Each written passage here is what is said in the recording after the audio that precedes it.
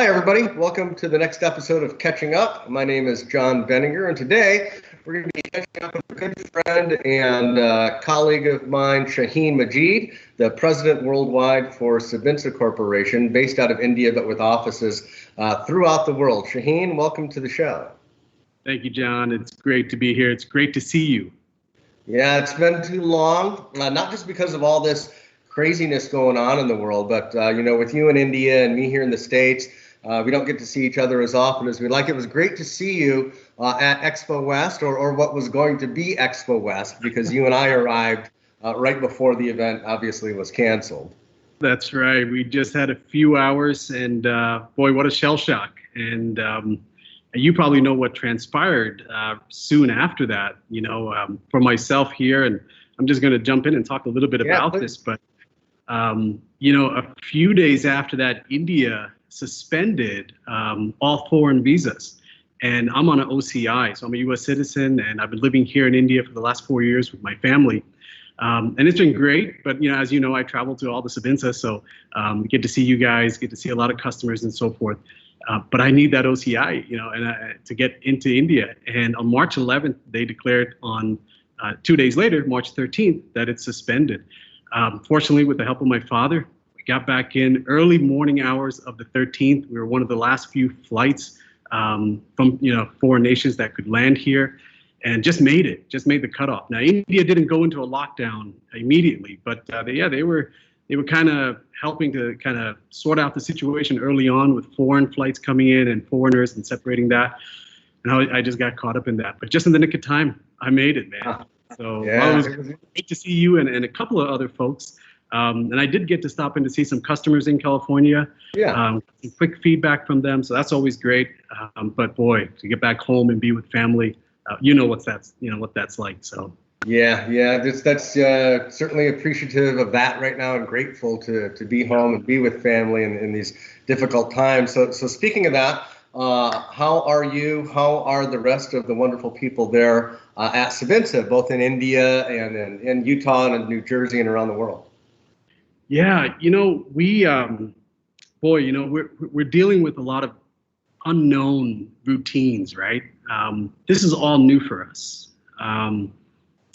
Family-wise, speaking family-wise, I mean, and I'm sure it's the same everywhere, but kids are going online to do, their school work online. And, I got 3 boys, and, we're grateful they're fortunate. They got the iPads and they get the homework, and, they start chugging away early morning hours and doing that. But it's a little bit unusual for us to see them at home. And there's no break for me. We're an essentials company, so I get to go into work. I am happy. I am very thankful for that, as a matter of fact. Wife is doing good. It's just a different set of routines for her and for family here. Now, as far as the employees worldwide, we're operational. We're working. I think the audience will be happy to know that our facilities, all 5 of them here, 6 of them here in India, are fully functional. Utah's been operating great. We haven't seen any slowdown. In fact, we've only seen it increase, and that's always a good thing. But it's also something that we have to be very mindful of and very careful of as we kind of go through these murky times. But yeah, no, we're 100% operational. We're glad to be. And going a little bit further down that road is, what about our farmers, right? Where do we get our material from, right? So probably jumping ahead with probably something you had in mind to ask me. But yeah, the farmers are active. They're doing well. We've been in touch with them. It's one of those things that we're going to have to see how the government here in India plays this out, especially when it comes to migrant workers and how affected that part of India, the northern part of India, gets affected with a lot of migrant labor going on in the farmlands. We don't have that so much so down here in the south, but it's going to be interesting how that turns out. But that being said, yeah, the farmers are doing good. The Sabinsa family of employees are doing good. It was chaotic when the first lockdown happened. About 3 weeks ago, I think April 15th, we go into that 3-week period. And I don't know if you know, or if your audience will know by the time this airs, India has now extended it into May 3. So May 3rd is the extension point of India's lockdown. So It'll be foolish to say that no, we didn't know that. Yeah, I think we kind of knew that. That April 15th, people just couldn't come outside and party. This has to be a phased-in operation, and I think that's what we're seeing. But overall, doing well, staying operational, and staying well. Thank you. Yeah, no, it's good to hear. Some people may know it, others may not, but I got to spend some time with you and the Sabinsa family there in India a few years back. When we did a video project working with you, and had the privilege of driving down south, first seeing all your facilities there in Bangalore, but then driving down south to Salem to see these farmers and these beautiful, very small farms where they're growing all the different materials for you guys, whether it's turmeric or the tulsi, the holy basil, or coleus, or all of these things.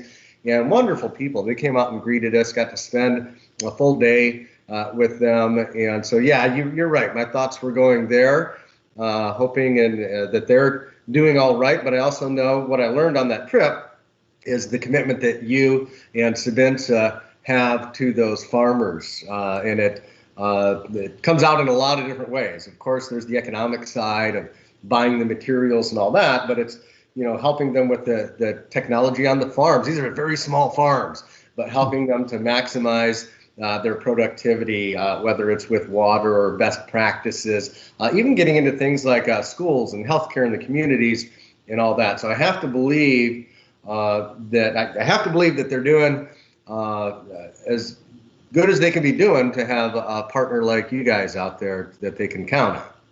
Yeah, thank you. You actually touched upon 2 points, so I want to kind of respond to that really quick. One, about driving. Actually, if you were here this time around, I would drive you personally because I got this COVID-19 Essentials car pass, and if I get a chance, I'll take a snapshot of it and send it over to you so you can see it in an email or a picture at least. And it's plastered on the window of my car.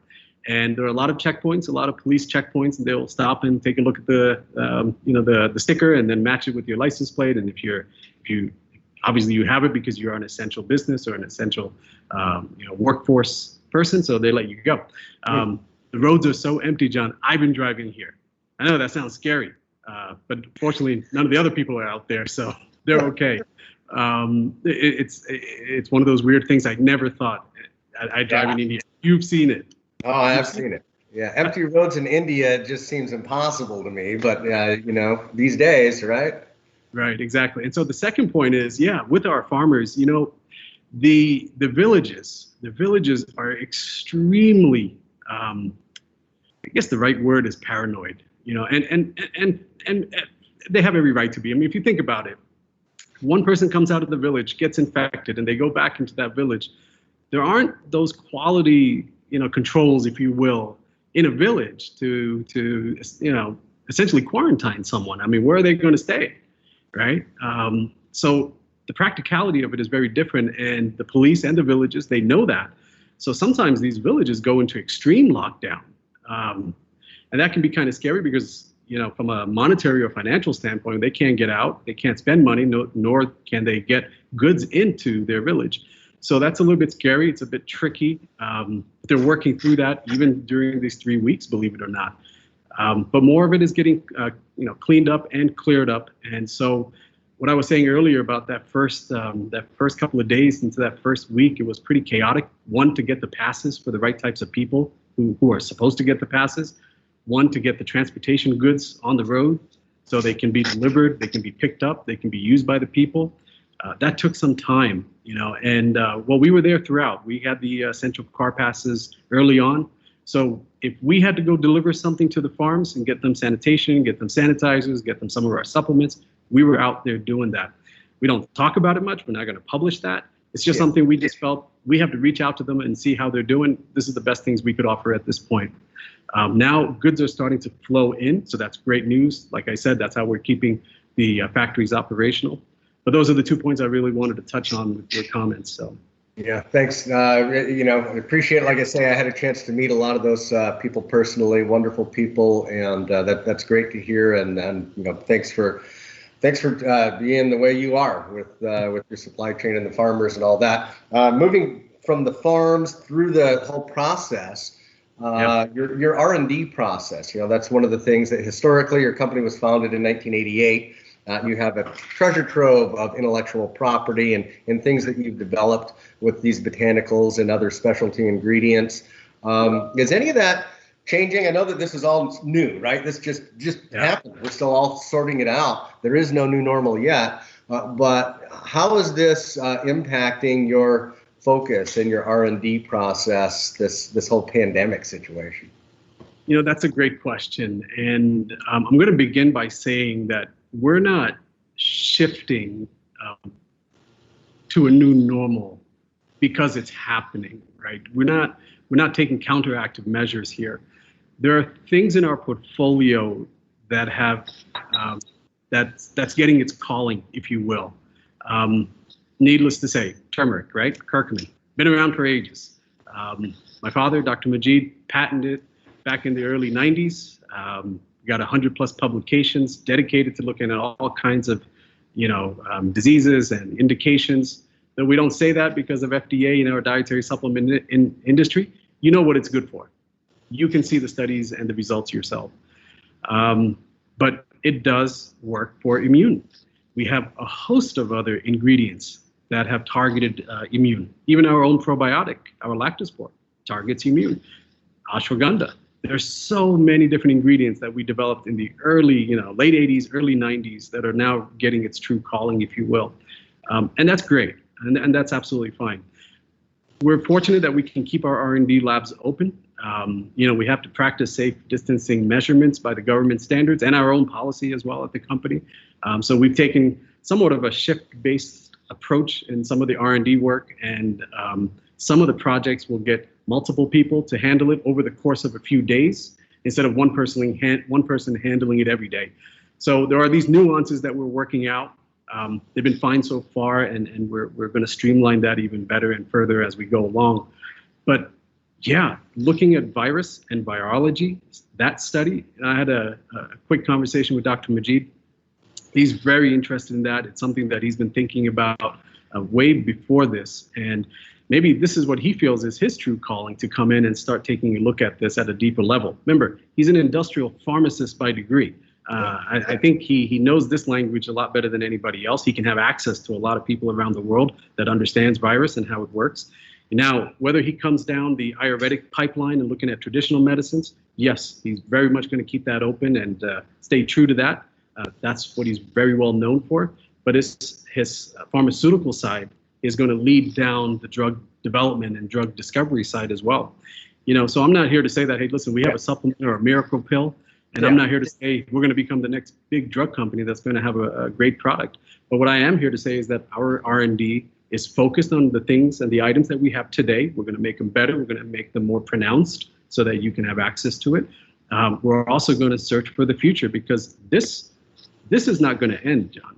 This virus is just one of many that's yet to come.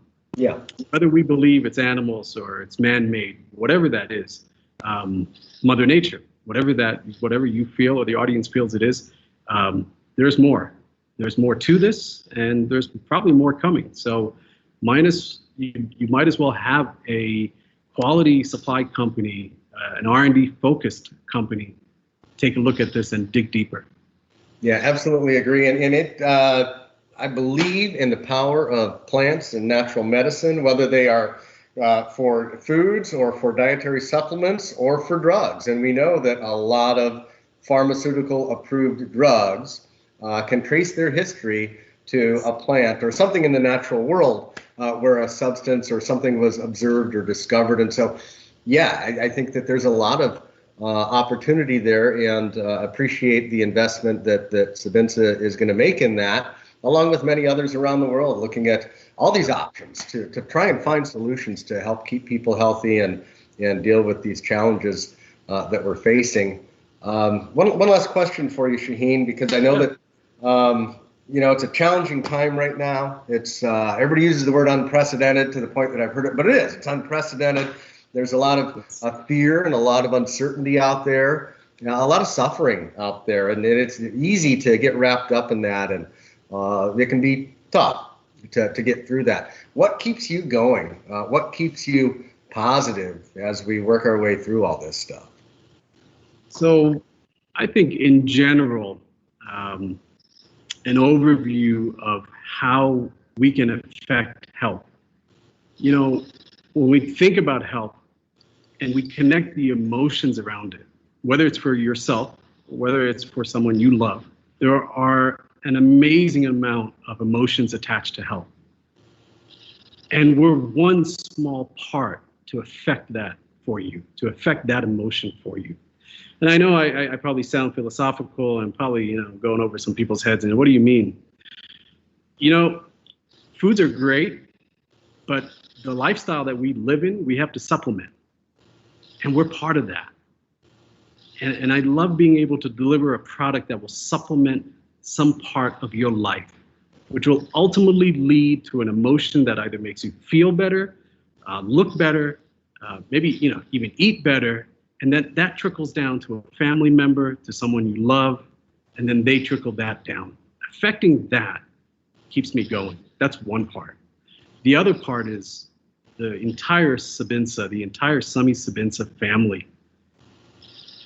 Being in an essentials company, I mean, let's just say this honestly, we never said an essentials company probably ever before March, right? I mean, we never started talking about the word essentials, but now we realize, yeah, we are essential. Yeah. That essential part for me, and I know for my father as well, how many people's jobs we're going to be able to keep, and probably how many more people's jobs we're going to be able to produce because of the type of business that we're in. And so that keeps me going. I know it's tough. I know coming into work, it can be fearful. I know going home, right, from that work can be fearful. It's just the times we live in.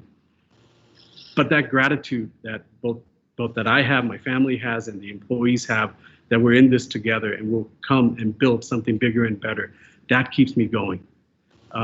There's a host of other things, but I think these two things to tell you and to tell your audience, and if that can sink in and affect someone, that means the world to me.